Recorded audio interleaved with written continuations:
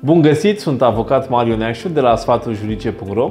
iar astăzi împreună cu colegii mei suntem gata să găsim soluția ideală pentru situația juridică cu care vă confruntați. Aflați așadar de la specialiști care sunt drepturile și obligațiile pentru orice arie în care dumneavoastră activați. Abonează-te la canalul nostru de YouTube și caută-ne pe www.sfaturi-juridice.ro pentru a afla cu adevărat care sunt sfaturile juridice care contează pentru tine. Astăzi ne-am propus să vorbim despre contestația privind procesul penal, ca urmare a întrebărilor nenumărate adresate de către dumneavoastră, apărute în mediul online, cu privire la durata unui proces penal, cu privire la etapele procesului penal. Noi ne-am propus să vă răspundem și să vă oferim astăzi toate răspunsurile cu privire la pârghiile privind contestarea duratei unui proces penal. Ca și sediul materii, veți regăsi toate dispozițiile care sunt incidente în această situație, respectiv articolele 488 indice 1 până la 488 indice 6 din Codul de Procedură Penală. Aceste dispoziții legale din dreptul intern, din Codul de Procedură Penală, reprezintă o transpunere a articolului 16 din CEDO, care reglementează dreptul la un recurs efectiv al dumneavoastră atunci când vă sunt încălcate anumite drepturi, cum ar fi dreptul la soluționarea într-un termen rezonabil a unui proces penal. Așadar, aveți la dispoziție și aveți dreptul să contestați durata unui proces penal, fie că vorbim despre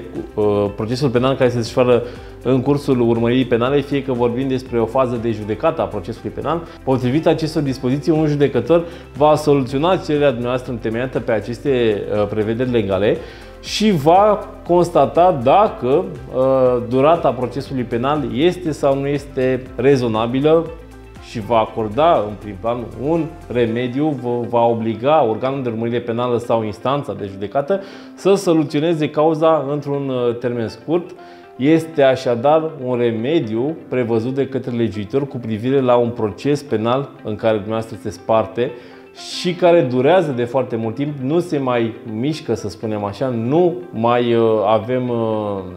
nicio speranță că el se va termina în curând. Cu alte cuvinte, dacă urmărirea penală sau judecata unui proces penal nu sunt soluționate într-un termen rezonabil, aveți posibilitatea să formulați o cerere dacă aveți interes și dacă îndepliniți una dintre următoarele calități. Dacă sunteți suspect, inculpat, persoană vătămată, parte civilă sau parte responsabilă civilmente, vorbim despre aceste calități pe care trebuie să le aveți pentru a formula o cerere în fața instanței, iar în cursul urmăririi penale, dumneavoastră puteți formula această solicitare, puteți adresa o cerere întemeiată pe dispozițiile 488 indice 1 până la 488 indice 6 din Codul de Procedură Penală, respectiv în situația în care procesul se află în etapa de judecată, atunci procurorul are posibilitatea ca și el să formuleze o astfel de contestație privind durata procesului penal, respectiv să se adreseze instanței cu privire la soluționarea cererii și instanța urmând să dea o soluție prin care să oblige instanța de fond să soluționeze cauza într-un termen pe care judecătorul de la instanța superioară îl va recomanda și care va fi obligatoriu pentru instanța care judecă în fond cauza respectivă. Dacă aveți una dintre calitățile pe care le-am amintit anterior, trebuie să știți că pentru a fi admisibilă solicitarea dumneavoastră, aceasta trebuie să îndeplinească unele condiții, fără de care cererea va fi despinsă ca inadmisibilă, fără ca judecătorul să cerceteze efectiv fondul, să vadă dacă dumneavoastră efectiv aveți dreptate. În situația în care nu sunt îndeplinite anumite condiții de formă sau de procedură, urmează să fie respinsă ca inadmisibilă. Așadar, trebuie să aveți calitatea pe care am prezentat-o anterior de suspect, inculpat, persoană vătămată, parte civilă, parte responsabilă civilmente sau, în cazul în care vorbim despre judecata în fața instanței, să fiți procurorul căruia i s-a atribuit cazul respectiv. Dumneavoastră aveți posibilitatea să formulați această contestație numai dacă a trecut un anumit timp de la momentul la care a început urmărirea penală sau de la momentul la care cauza dumneavoastră a fost trimisă în judecată. Așadar, dacă vorbim despre un proces penal care se află în faza de urmărire penală, trebuie să știți că de la începutul urmăririi penale trebuie să treacă un termen de 1 an de zile, astfel încât dumneavoastră să aveți posibilitatea să formulați această contestație. Cu alte cuvinte, în situația în care de la începutul urmăririi penale a trecut 1 an de zile și nu s-a terminat urmărirea penală, puteți formula o contestație în temeiul articolul 488, indice 1 din Codul de Procedură Penală. Respectiv, în situația în care de la momentul la care cauza dumneavoastră a fost trimisă în judecată prin rechizitoriu, să spunem, a trecut un termen de 1 an de zile de când se află în faza de judecată, în fața instanței, aveți de asemenea posibilitatea, inclusiv procurorul are posibilitatea să formuleze o contestație, astfel încât un alt judecător să decide dacă nu cumva ar trebui finalizată cauza într-un termen pe care îl va stabili acesta. Nu în ultimul rând, dacă ne aflăm într-o fază de atac ordinară sau extraordinară, de pildă în faza de atac a apelului, aveți posibilitatea de a formula o contestație privind durata procesului într-un termen de la 6 luni de la data la care ne aflăm în faza instanței superioare, în fața unei căi de atac. Astfel că după ce am formulat calea de atac, trebuie să curgă, cu alte cuvinte, un termen de 6 luni pentru ca dumneavoastră să puteți formula o astfel de contestație, 6 luni în care să nu fie soluționată calea de atac și să nu avem o soluție finală cu privire la cauza dumneavoastră. Neîndeplinirea acestor condiții, respectiv în situația în care termenul de 1 an din faza de urmărire penală nu este împlinit, termenul de 1 an din faza de judecată în primă instanță nu este împlinit sau termenul de 6 luni în fața căilor ordinare sau extraordinare de atac de la momentul care trebuie să curgă de la momentul de la care a început urmărirea penală, de la momentul de la care a fost trimis în judecată în fața primei instanțe sau de la momentul formulării și înregistrării căii de atac. Neîndeplinirea acestor termeni de 1 an și de 6 luni conduce la respingerea contestației ca inadmisibilă. De aceea trebuie ca primul pas să fie acela de a verifica dacă aceste condiții, respectiv curgerea unui timp care să fie apreciat de către dumneavoastră și urmând a fi apreciat de către judecător ca fiind un termen care nu este rezonabil, s-a împlinit sau nu. În situația în care, în urma verificărilor, observați că această contestație pe care dumneavoastră ați formulat-o nu este admisibilă, să știți că aveți dreptul să o retrageți oricând până la soluționarea acesteia. În situația în care alegeți să o retrageți, trebuie să știți că ea nu mai poate fi reiterată în cadrul aceleiași etape procesuale în care ne aflăm. Respectiv, dacă suntem în fază de urmărire penală și retragem contestația, până când aceasta va fi soluționată, trebuie să știți că nu o mai puteți reitera, nu mai puteți reveni asupra retragerii în faza urmăririi penale. De asemenea, trebuie să aflați faptul că în fiecare etapă procesuală puteți formula câte o contestație dacă sunt îndeplinite condițiile prevăzute de lege. Aceste prevederi au o aplicabilitate preponderentă în situația în care, dat fiind numărul extrem de mare de dosare penale înregistrate pe rolul instanțelor, și dat fiind faptul că organele de urmărire penală sunt efectiv copleșite față de numărul solicitărilor, dumneavoastră, în calitate de petent, în calitate de persoană vătămată, care ați ales să formulați o plângere împotriva unei persoane, o plângere de natură penală, trebuie să știți că aveți posibilitatea ca un remediu să forțați un pic, să obligați astfel, în termen legal, în termen cu totul prevăzut de lege, ca organul de urmărire penală să aleagă dintre cele 300 de dosare pe care le instrumentează pe cel al dumneavoastră și să îl soluționeze cu prioritate. Pentru că au prioritate dosarele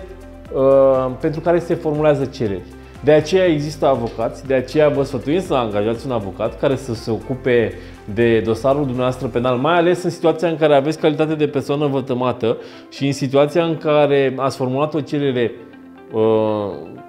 către parchet, s-a deschis un dosar de urmărire penală și dosarul respectiv, alături de alte câteva sute de dosare, este instrumentat de un singur organ de urmărire penală, o singură persoană, pentru a fi prioritizat, pentru ca organul de cercetare penală, polițistul respectiv, să lucreze la dosarul dumneavoastră, trebuie să formulați cereri. Cerere de studiere dosar, cerere prin care să solicitați să vi se comunice efectiv care este stadiul dosarului, cerere de a participa la desfășurarea oricărui act de urmărire penală. Toate acestea sunt pârghii legale prevăzute de Codul de Procedură Penală care vă oferă dumneavoastră posibilitatea să aflați efectiv și să fiți la curent cu ceea ce se întâmplă în dosarul penal instrumentat de către un polițist ca urmare a plângerii formulate de către dumneavoastră. Aveți așadar posibilitatea ca după ce a trecut un an de la data la care ați formulat plângerea și efectiv poate că, dat fiind faptul că nu v-ați interesat de acest dosar penal, nu s-a întâmplat nimic, aveți posibilitatea să solicitați unui judecător prin acest intermediu, ca judecătorul să oblige procurorul, parchetul, astfel încât să soluționeze urmărirea penală și să trimită dosarul în fața instanței de judecată pentru a se oferi o soluție. De asemenea, în situația în care s-a scurs numai puțin de un an de la momentul de la care a fost cauza trimisă în judecată prin rechizitor sau prin orice alt act de sesizare al instanței de judecată, aveți totodată posibilitatea să formulați și în această etapă procesuală o astfel de contestație care să fie admisibilă și să oblige instanța de judecată de această dată să soluționeze cauza penală unde dumneavoastră sunteți participant sau chiar parte. În continuare urmează să discutăm despre instituția competentă, organul competent cu privire la soluționarea cererii dumneavoastră întemeiată pe dispozițiile articolului 488 indice 1 și următoarele din Codul de Procedură Penală, respectiv în faza de urmărire penală, în situația în care a trecut un an de la data la care a fost deschisă urmărirea penală și nu a fost soluționată, nu a fost terminată cercetarea penală, vă puteți adresa judecătorului de drepturi și libertăți de la instanța care ar fi competentă să soluționeze cauza dumneavoastră în situația în care va fi trimisă judecată cauza penală unde dumneavoastră sunteți participant. Astfel că, în situația în care să spunem că avem de a face cu o plângere împotriva unei persoane pe care dumneavoastră o acuzați de săvârșirea infracțiunii de furt. Astfel că, dacă a trecut timp de un an de zile de la data la care a fost începută urmărirea penală și nu s-a întâmplat nimic, nu s-a finalizat urmărirea penală, urmează să aflați că vă puteți adresa cu o cerere întemeiată pe aceste dispoziții legale pe care le-am amintit anterior, judecătorului de drepturi și libertăți. Acesta va analiza solicitarea noastră și va oferi o soluție. De asemenea, în situația în care a trecut timp de un an de la data la trimiterii în judecată în fața judecătoriei cu privire la această infracțiune, să spunem infracțiunea de furt, iar instanța, dat fiind faptul că există nenumărate dosare pe rolul instanței, pe rolul judecătoriei, urmează să aflați că va fi soluționată cererea dumneavoastră întemeiată pe dispozițiile 488 indice 1 de către un complet al tribunalului, al instanței ierarhic superioare judecătoriei, unde se află cauza pe rol. Când procedura judiciară față de care se formulează contestație se află pe rolul în alte curți de casație și justiție pe fond, trebuie să știți că aveți posibilitatea să formulați această contestație în fața unui alt complet al aceleiași secții din cadrul înaltei curți de casație și justiție. De ce? Pentru că nu există instanță superioară în grad față de înalta curte de casație și justiție care soluționează pe fond cererea dumneavoastră. Urmează în continuare să discutăm despre ceea ce se întâmplă efectiv cu cererea pe care dumneavoastră ați formulat-o și anume faptul că va fi sesizată instanța prin rezoluție va vedea ce se întâmplă, ce ați cerut dumneavoastră, va vedea faptul că ați descris suficient situația de fapt cu care dumneavoastră vă confruntați și urmează așadar să informeze procurorul sau instanța de fond cu privire la cererea dumneavoastră pentru ca aceasta să își exprime poziția sa cu privire la cele contestate de către dumneavoastră în temeiul articolului 488 indice 1 din Codul de Procedură Penală. De la data la care instanța sau parchetul a fost sesizate cu privire la faptul că există o solicitare din partea dumneavoastră întemeiată pe aceste dispoziții, în termen de 5 zile va transmite instanței ierarhii superioare sau judecătorului de drepturi și libertăți, va transmite dosarul cauzei sau efectiv actele, dosarul de urmărire penală, toate actele acestuia, ori efectiv prin remitere efectivă, prin mânarea judecătorului a întregului dosar sau prin transmiterea unei copii certificate a acestuia. Astfel că judecătorul de drepturi și libertăți va primi din partea parchetului actele de urmărire penală efectuate până atunci, în cauza pentru care dumneavoastră ați formulat această contestație, sau instanța investită cu cererea dumneavoastră pe fond va transmite instanței ierarhii superioare o copie certificată a dosarului de instanță. Totodată, instanța investită cu soluționarea cererii dumneavoastră, cu această contestație, urmează să informeze celelalte părți sau ceilalți participanți procesuali, și anume suspectul, inculpatul, persoana vătămată, partea civilă, partea responsabilă civilmente. Toți aceștia vor primi o citație și vor avea dreptul să facă o poziție, să-și exprime punctul de vedere cu privire la contestația dumneavoastră. În situația în care vorbim despre o etapă avansată, o etapă în care au fost luate și unele măsuri preventive mai severe, de pildă măsura arestării preventivă față de inculpat, acesta va fi citat și vi se va comunica o copie de pe contestația noastră la penitenciarul la care acesta este reținut, fiind informat totodată și un avocat sau, în situația în care nu are un avocat ales, avocatul său din oficiu. Pe care de consecință, toate aceste persoane despre care am vorbit anterior au posibilitatea să își formeze o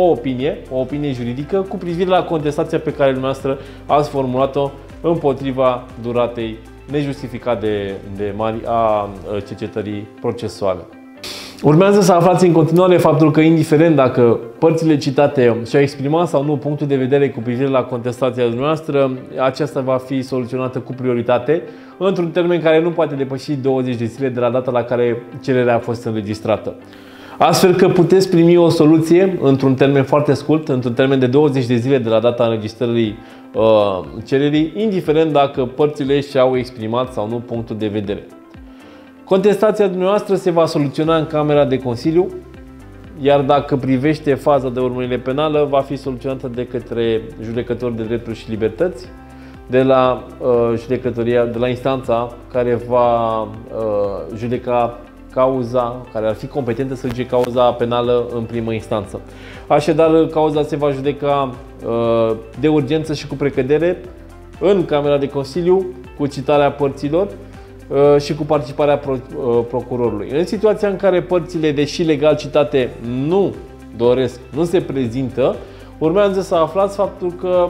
nu va fi împiedicată soluționarea contestației noastre, astfel că veți primi o soluție indiferent de participarea sau nu a celorlalte părți legal citate. Cu toate acestea, participarea procurorului este obligatorie în această procedură. În soluționarea contestației, judecătorul va ține cont de unele aspecte pe care dispozițiile articolului 488 indice 5 le exemplifică în mod expres, și anume de natura și complexitatea cauzei, de numărul de participanți, de elemente de extraneitate, și anume faptul că o anumită persoană se află în străinătate sau un martor important este în străinătate. Va ține cont de etapele parcurse până în atunci, de faza procesuală în care ne aflăm, va ține cont de numărul mare sau mic de participanți, va avea în vedere inclusiv comportamentul contestatorului, a persoanei care a făcut contestația, de interesul acestuia, va avea în vedere inclusiv interesul față de soluționarea și de aflarea adevărului al organelor de urmărire penală, va avea în vedere intervenția unei modificări legislative importante care are incidență în cauza respectivă și, nu în ultimul rând, alte elemente de natură a influența durata procesului. Când spunem alte elemente, ne putem referi la orice alt act sau fapt material care poate să influențeze durata rezonabilă a procesului penal. Totodată putem discuta despre faptul că un martor important se află în străinătate sau că petentul nu s-a prezentat de mai multe ori, deși a fost inclusiv citat și adus cu mandat. Toate aceste elemente vor fi avute în vedere de către judecător, care va soluționa contestația noastră printr-o încheiere care nu este supusă niciunei căi de atac. În continuare, urmează să discutăm despre soluțiile pe care instanța de judecată le poate acorda, și anume după ce va admite contestația dumneavoastră, care efectiv nu este respinsă ca inadmisibilă pentru că sunt îndeplinite toate condițiile prevăzute de lege pentru ca aceasta să fie admisă, respectiv faptul că a trecut termenul prevăzut de lege în care organul de urmărire penală trebuia să finalizeze cercetarea penală sau a trecut mai mult de un an de la data la care a fost trimisă cauza în judecată, trebuie să știți că judecătorul, după ce va analiza toate probele care le-a încuvințat și care vor fi administrate în această etapă a procesului penal, trebuie să aflați în continuare că poate să acorde unele soluții despre care vom discuta în continuare și care sunt reglementate inclusiv în Codul de Procedură Penală la articolul 488 indice 6. Pe cale de consecință, ca urmare a admiterii contestației, instanța de judecată va stabili termenul în care procurorul sau instanța să finalizeze urmărirea penală sau să ofere o soluție cauzei. Astfel că judecătorul va stabili efectiv un termen în care procesul penal fie să fie terminat, fie urmărirea penală, în cazul în care discutăm despre o contestație împotriva duratei procesului aflat într-o fază de urmărire penală, va stabili efectiv un termen în care să fie finalizate aceste proceduri. Astfel că, pe lângă acest termen, totodată, instanța poate să stabilească și un termen în care o nouă contestație nu poate fi formulată sau reiterată. Astfel că, urmare a admiterii contestației dumneavoastră, ne putem trezi cu un termen în care organul de cercetare penală să finalizeze urmărirea penală, instanța de judecată să ofere o soluție pe fond sau să termine, să finalizeze procesul penal sau un termen în care nu poate fi formulată o nouă contestație împotriva duratei procesului penal. Un lucru extrem de important despre care trebuie să aveți cunoștință este faptul că judecătorul de drepturi și libertăți sau instanța de judecată investită cu o astfel de contestație nu poate da niciodată, în niciun caz, în nicio situație, îndrumări cu privire la soluționarea urmăririi penale sau la soluționarea cauzei penale trimise deja în judecată. Efectiv, aceste îndrumări nu pot fi date în această fază procesuală, în această soluție dată contestației, astfel încât în încheierea pe care judecătorul o va pronunța, niciodată nu veți regăsi îndrumări sau sfaturi cu privire la soluționarea urmăririi penale sau a cercetării judecătorești în situația în care vorbim despre un proces, un dosar penal aflat în fază de judecată. Cel mult, judecătorul poate să stabilească termenul în care să se finalizeze cauza sau urmărirea penală. Dar fiind faptul că vorbim despre o procedură urgentă, trebuie să știți că motivarea pe care judecătorul o va oferi în încheierea respectivă va trebui să fie făcută în termen de 5 zile de la pronunțare, iar dosarul se restituie efectiv către organul de cercetare penală sau către instanța investită cu soluționarea cererii pe fond, efectiv în ziua în care încheierea este motivată. Hotărârea se comunică contestatorului, ea nu este supusă unei căi de atac, trebuie să știți că ea se comunică și celorlalte părți implicate în procesul penal sau celorlalți participanți la procesul penal. Se comunică așadar suspectului, inculpatului, persoanei vătămate,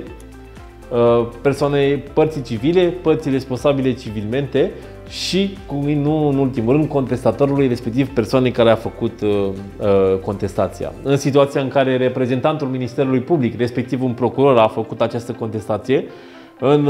contestând durata procesului penal aflat în fața unei instanțe de judecată, se va comunica și parchetului această încheiere. Repetarea sau reiterarea cererii după ce a fost soluționată pentru aceste motive se va respinge ca inadmisibilă, iar nu în ultimul rând contestatorul, persoana care în mod abuziv repetă cererile în fața instanței, va putea fi amendat. Va putea fi amendat cu o amendă de la 1000 la 7000 de lei și va putea fi obligat la cheltuielile necesare judecării cererii sale. Sfatul nostru, sfatul echipei de la Sfaturi Juridice, sfatul avocaților este acela de a formula astfel de contestații numai în situația în care contestația noastră este întemeiată, numai în situația în care aveți îndeplinite condițiile prevăzute de lege, respectiv parcurgerea unui termen prevăzut de lege, Pentru a evita așadar respingerea cererii noastre ca inadmisibilă și pentru a evita abuzul de drept. Abuzul de drept este reglementat și el de către legiuitor, iar în situația în care veți formula contestație după contestație neîntemeiată sau repetarea unei contestații ca urmare a respingerii primeia, trebuie să aveți în vedere că legiuitorul a impus aplicarea unei amenzi judiciare, o amendă de la 1000 la 7000 de lei, pentru persoana care formulează astfel de contestații